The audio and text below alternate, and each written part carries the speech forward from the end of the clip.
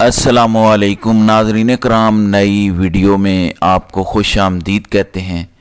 जिस चीज़ का ख़दशा था, जिसका डर था, वही हो रहा है। 3 साला जो एक फस्तायत बर्पा की गई पाकिस्तान में, और पाकिस्तान में बुनियादी इंसानी हुकूक पामाल किए गए, आइन को तोड़ा गया, कानून को तोड़ा गया, जमहूरियत को कुचला गया, शहरी आज़ादियों को सलब किया गया, सिर्फ़ अपने ज़ाती मफादात के लिए, ज़ाती सियासी एजेंडे और अपनी ज़ात की सर्वाइवल के लिए जो खेल खेला गया, उसका खमियाजा अब भुगतना पड़ रहा है। पाकिस्तान और 25 करोड़ पाकिस्तानियों को ये खमियाजा भुगतना पड़ रहा है। पाकिस्तान के मफादात को नुकसान पहुंच रहा है और पाकिस्तान पूरी दुनिया में रुसवा हो रहा है। इसके ज़िम्मेदार कौन लोग हैं, ये बताने की अब ज़रूरत नहीं है। मेरा ख्याल है इन सब को अपने गिरेबानों में झांकना चाहिए। जब सब के सब हम मिलकर ये शोर मचा रहे थे और बता रहे थे कि आप गलत कर रहे हैं, उसमें जिसने भी आवाज़ उठाई उस आवाज़ को दबाने की कोशिश की गई, जेलों में डाला गया। सबसे ज़्यादा इमरान खान ने इस हवाले से आवाज़ उठाई और उन्होंने कहा कि जो कुछ आप कर रहे हैं ये अल्टीमेटली पाकिस्तान का नुकसान हो रहा है। आप पाकिस्तान को बंद गली की तरफ धकेल रहे हैं। लेकिन उन्हें भी कहा गया कि आपकी हैसियत क्या है, आपको सुनता कौन है, और उन पर शिद्दत पसंदी और करप्शन की छाप लगाने की कोशिश की गई। आज भी खान कैद में है और हमारा मौक़िफ़ दुरुस्त साबित हुआ। मामलात क्या हैं? हमारी मिलिट्री इस्टेब्लिशमेंट के गलत फैसलों और बंद कमरों में बैठकर जो उन्होंने साजिशों के ताने बाने बुने, सिर्फ एक एक्सटेंशन के चक्कर में, ताकि फ़र्द वाहिद का इक़्तिदार और इख्तियार चलता रहे, उसकी वजह से पाकिस्तान आज मुसीबत का शिकार है। अमेरिका की तरफ से गर्म हवाएं आ रही हैं। हमारे पाकिस्तान के तुर्कमानिस्तान में सफ़ीर कल अमेरिका पहुंचे, लॉस एंजलिस। उन्हें कल लॉस एंजलिस एयरपोर्ट से डिपोर्ट किया गया और कहा गया कि आप नहीं जा सकते। के एसन वागन उनका नाम है, हालांकि उनके पास तमाम सफरी दस्तावेज़ात मुकम्मल थीं, वैलिड वीज़ा था, उनके पास डिप्लोमेटिक पासपोर्ट था। डिप्लोमेटिक पासपोर्ट की एक रिस्पेक्ट होती है और बहुत सारे मामलात में उन्हें इस्तिस्ना हासिल होता है। उसको खुसूसी प्रोटोकॉल दिया जाता है कि ये किसी मुल्क के ऑफिशियल आ रहे हैं, डिप्लोमेट आ रहे हैं। लेकिन ये सारी बातें होने के बावजूद उनको वहाँ पे इंटर नहीं होने दिया गया। ये तो पहली खबर है जिस पर मैं पिछली वीडियो में तफसीलन बात कर रहा हूँ। दूसरी अहम खबर, अमरीकी हुकूमत ने सफरी पाबंदियों के बारे में अब बाकायदा काम शुरू कर दिया है। पाकिस्तानियों की अमरीका में सफरी पाबंदियाँ लगने जा रही हैं। अपने शहरियों को तो वो पहले ही अमेरिका बता चुका है कि पाकिस्तान का रुख ना करें, क्योंकि पाकिस्तान ख़तरनाक मुल्क है। खैबर पख्तूनख्वा ख़तरनाक है, बलूचिस्तान ख़तरनाक है, कई दीगर एरियाज़ ख़तरनाक हैं, इसलिए वहाँ ना जाएं।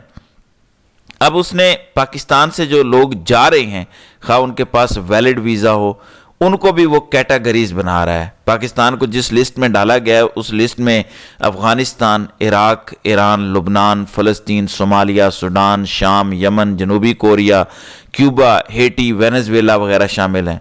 हमारे नाजायज़ हुक्मरानों और हमारी मिलिट्री इस्टेब्लिशमेंट के गलत फैसलों ने पाकिस्तान की हैसियत यहाँ तक गिरा दी है।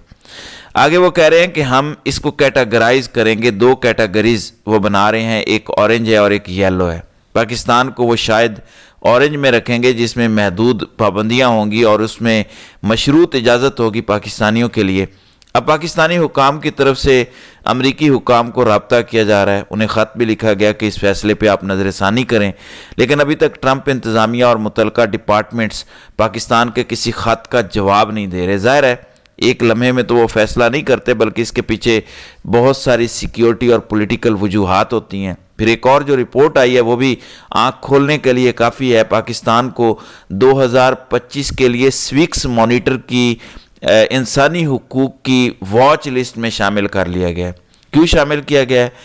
पिछले 3 सालों में जो जो कुछ किया गया, जो जो इक़दामात उठाए गए, गैर आइनी, गैर कानूनी, गैर जमहूरी, जो फस्ताई हथकंडे इस्तेमाल किए गए अपने सियासी मुखालिफिन को कुचलने के लिए, मीडिया को कुचलने के लिए, अदलिया पे जो पाबंदियां लगाई गई, जो इलेक्शन चोरी किया गया, वो सारी की सारी वजूहात इस रिपोर्ट में दर्ज हैं और ये तमाम वाक़यात वॉच लिस्ट में पाकिस्तान को शामिल करने की वजह बने हैं। उस वक़्त ख़वातीन की बेहुरमती की गई, ख़वातीन के दुपट्टे खींचे गए, किसी ने आवाज़ तक नहीं उठाई, लेकिन अब इसका खमियाजा भुगतना पड़ रहा है। पाकिस्तान को 2025 के लिए स्विक्स ने انسانی حقوق کی واچ لسٹ میں شامل کر لیا، جس کی وجہ شہری آزادی محدود ہونا ہے۔ آج بھی اس وقت بھی اپوزیشن کو احتجاج کرنے کی، سیاسی سرگرمیاں کرنے کی، جلسہ کرنے کی اجازت نہیں ہے، کارنر میٹنگ تک نہیں کر سکتے، ان کے گھروں کو توڑا جاتا ہے۔ اس لیے وہ کہتے ہیں کہ شہری آزادیاں محدود ہونا، انسانی حقوق کے کارکنوں کو حکام کی جانب سے منمانے طریقے سے نشانہ بنانا، صحافیوں کو کالے قوانین کے ذریعے دبانا۔ اس رپورٹ میں یہ بھی کہا گیا ہے کہ پاکستان اس سال کی واچ لسٹ میں democratic Republican of Congo, Serbia, Italy اور امریکہ کے ساتھ شامل ہے، جس میں شہری آزادیوں میں تیزی سے کمی کا سامنا کرنے والے ممالک کی فہرست ہے۔ میرا خیال ہے کہ تھوڑے سے ہوش کے ناخن لینے چاہیے، آنکھیں کھلنی چاہیے۔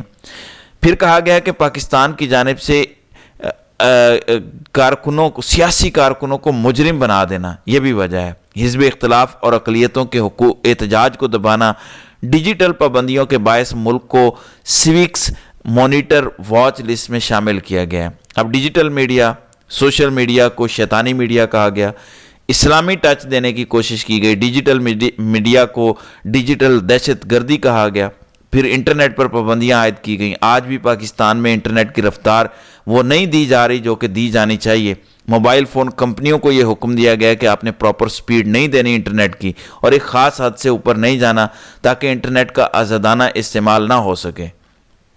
پھر کہا گیا کہ حکومت نے بلوچ یکجہتی کمیٹی کی رہنما ڈاکٹر ماہرنگ بلوچ اور انسانی حقوق کی کارکن اور وکیل ایمان زینب مزاری کے خلاف جھوٹے الزامات عائد کیے، کیونکہ ماہرنگ بلوچ کے ساتھ بھی یہی حرکت کی گئی۔ ایمان مزاری کو بھی گرفتار کیا گیا، وجہ پیچھے پولیٹیکل تھی۔ ماہرنگ بلوچ کو سیاسی سرگرمیوں کی اجازت نہیں، ان کو انسداد دہشت گردی ایکٹ سمیت متعدد مجرمانہ الزامات کا سامنا ہے، کیونکہ انسداد دہشت گردی ایکٹ، بغاوت، غداری، یہ تو ہم نے ریوڑیوں کی طرح سرٹیفکیٹ بانٹے ہیں کہ آپ بھی دہشت گرد، آپ بھی دہشت گرد، آپ بھی دہشت گرد، آپ غدار، اور پتہ نہیں کیا کیا۔